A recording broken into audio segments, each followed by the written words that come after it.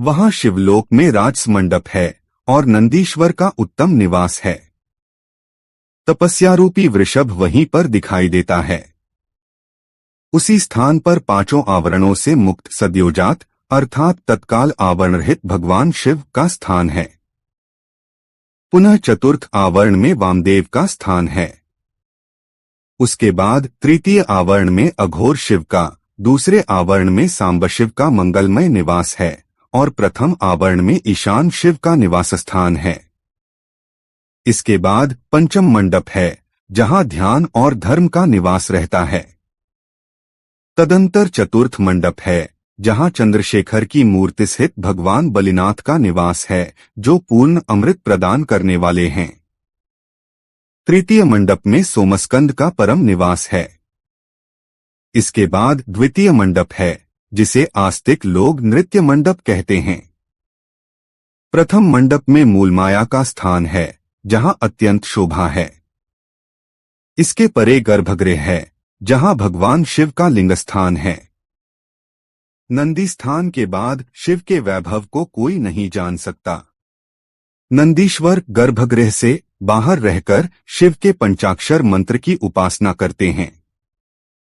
इस प्रकार गुरु परंपरा से मुझे नंदीश्वर और सनत कुमार के संवाद की जानकारी मिली है। उसके बाद का परम रहस्य स्वसंवेद्य है जिसका अनुभव स्वयं शिव करते हैं। आस्तिक जनों का कहना है कि साक्षात शिव की कृपा से ही शिवलोक के ऐश्वर्य को लोग जान सकते हैं, अन्यथा यह असंभव है।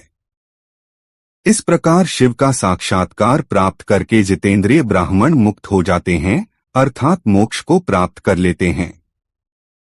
अब मैं अन्य वर्णों जैसे क्षत्रिय आदि के विषय में कहूंगा, उसे आदरपूर्वक आप सब सुने।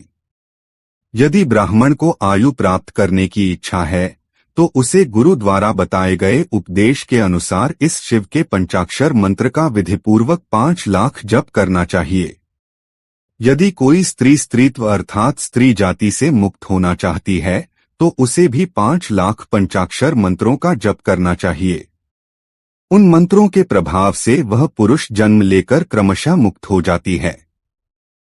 क्षत्रिय यदि 5 लाख मंत्रों का जप करता है तो वह क्षत्रियत्व को दूर कर लेता है अर्थात क्षत्रिय वर्ण के गुणों से मुक्त हो जाता है। इसके बाद पुनः 5 लाख मंत्रों का जप करने पर वह ब्राह्मण बन जाता है। फिर उतने ही मंत्रों के जप से मंत्र सिद्धि प्राप्त होती है और उसी क्रम से 5 लाख मंत्रों का जप करने पर वह मनुष्य मुक्त हो जाता है। वैश्य जब 5 लाख मंत्रों का जप करता है तो अपने वैश्यत्व गुण का परित्याग कर देता है। फिर पुनः 5 लाख मंत्र का जप करने पर वह क्षत्रिय कहलाने का अधिकारी हो जाता है। इसके बाद 5 लाख मंत्रों का जप करके वह क्षत्रियत्व को दूर कर देता है। फिर से 5 लाख मंत्र का जप करके वह ब्राह्मण कहलाने का अधिकारी बन जाता है। इसी प्रकार शूद्र यदि मंत्र के अंत में नमः शब्द लगाकर 25 लाख मंत्रों का जप करता है तो वह शूद्र से विप्र ब्राह्मण बन जाता है। चाहे वह स्त्री हो या पुरुष, ब्राह्मण हो या कोई अन्य वर्ण, पंचाक्षर मंत्र का जप करने से सभी शुद्ध हो जाते हैं। जो लोग इच्छाओं की पूर्ति के लिए व्याकुल हैं, उन्हें चाहिए कि वे नमः को प्रारंभ और अंत में लगाकर शिव मंत्र का निरंतर जप करते रहें। स्त्रियों और शूद्रों के लिए मंत्र जप का जो स्वरूप बताया गया है उसी के अनुसार गुरु को भी उन्हें मार्गदर्शन देना चाहिए। साधक को यह भी ध्यान रखना चाहिए कि वह 5 लाख जप करने के बाद भगवान शिव की प्रसन्नता के लिए महाभिषेक और नैवेद्य का निवेदन करे तथा शिव भक्तों की पूजा करे। शिव भक्त की पूजा से भगवान शिव अत्यंत प्रसन्न होते हैं क्योंकि शिव और उनके भक्त में कोई भेद नहीं होता। वह स्वयं शिव स्वरूप होते हैं। शिव स्वरूप मंत्र को धारण करके वह स्वयं शिव हो जाते हैं और शिव भक्त का शरीर शिव स्वरूप ही होता है। इसलिए उनकी सेवा में तत्पर रहना चाहिए। जो शिव के भक्त हैं वे लोक और वेद की सभी क्रियाओं को जानते हैं। जो क्रमशः जितना शिव मंत्र का जप करता है उसके शरीर को उतना ही शिव का निकटता प्राप्त होती है, इसमें कोई संदेह नहीं है। शिव भक्त स्त्री देवी पार्वती का स्वरूप है। वह जितना मंत्र जपती है उसे उतना ही देवी का सानिध्य प्राप्त होता है। बुद्धिमान व्यक्ति को शिव का पूजन करना चाहिए, जिससे वह स्वयं मंत्र रूप में परिणत हो जाता है। साधक को चाहिए कि वह स्वयं शिव स्वरूप होकर पराशक्ति का पूजन करे। शक्ति मूर्ति और लिंग की आकृतियां बनाकर या मिट्टी आदि से इनकी प्रतिमाएं तैयार करके प्राण प्रतिष्ठापना करते हुए निष्कपट भाव से इनका पूजन करे। जब शिवलिंग को शिव मानकर अपने को शक्ति रूप समझते हुए शक्तिलिंग को देवी और अपने को शिव रूप में देखते हैं और शिवलिंग को नाद रूप तथा शक्ति को बिंदु रूप मानते हैं, तब वे शिव और शक्ति का पूजन करते हैं, जिसमें वे उपप्रधान और प्रधान की भावना रखते हैं। इस मूल भावना के कारण वे वास्तव में शिव स्वरूप होते हैं। शिव भक्त शिव मंत्र रूप होने के कारण स्वयं शिव के ही स्वरूप होते हैं। जो व्यक्ति 16 उपचारों से शिव की पूजा करता है उसे अपनी इच्छित वस्तु प्राप्त होती है। शिवलिंग उपासक शिव भक्त की सेवा करके उसे आनंद प्रदान करने वाला विद्वान भगवान शिव को प्रसन्न करता है।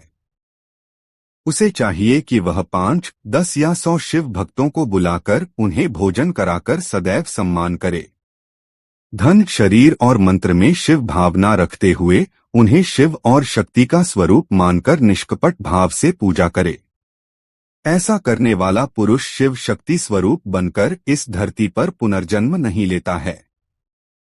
शिव भक्त के नाभि के नीचे का भाग ब्रह्मा भाग माना जाता है, जबकि नाभि से ऊपर का भाग कंठ तक विष्णु भाग और मुख शिवलिंग स्वरूप कहा गया है। मृत्यु के बाद जिनका दाह संस्कार हुआ हो या जो बिना दाह संस्कार के हों, उनके लिए शिव को आदिपितर मानकर उनकी पूजा करनी चाहिए। फिर आदिमाता शिव की शक्ति की पूजा करके शिव भक्तों का पूजन करना चाहिए। ऐसा करने वाला व्यक्ति मृत्यु के बाद क्रमशः पितृलोक प्राप्त करता है और अंत में मुक्ति प्राप्त कर लेता है। 10 क्रियावान पुरुषों से श्रेष्ठ है एक तपस्वी व्यक्ति। 100 तपस्वियों की तुलना में एक जप करने वाला जापक विशेष होता है। सहस्र जप करने वालों से एक शिवज्ञानी का महत्व अधिक होता है। 1,00,000 शिवज्ञानियों की तुलना में शिव का ध्यान करने वाला एक ध्यानकर्ता श्रेष्ठ होता है और करोड़ ध्यानियों की तुलना में शिव के लिए समाधि में स्थित व्यक्ति सर्वोत्तम होता है। इस प्रकार क्रमबद्ध विशेषता के साथ की जाने वाली पूजा से प्राप्त फल में भी विशेषता आ जाती है, जिसे जानना विद्वानों के लिए भी कठिन है। इसलिए शिव भक्त की महिमा को कौन समझ सकता है? जो व्यक्ति शिव शक्ति और शिव भक्त की भक्ति पूर्वक पूजा करता है वह शिव स्वरूप होकर सदैव कल्याण प्राप्त करता है। जो ब्राह्मण इस वेद सम्मत अध्याय को अर्थ सहित पढ़ता है वह शिवज्ञानी बनकर शिव के साथ आनंद प्राप्त करता है। हे मुनीश्वर, विद्वान व्यक्ति को चाहिए कि यह अध्याय शिव भक्तों को सुनाए। हे बुद्धिमान लोगों, ऐसा करने से भगवान शिव की कृपा से उनका अनुग्रह प्राप्त हो जाता है।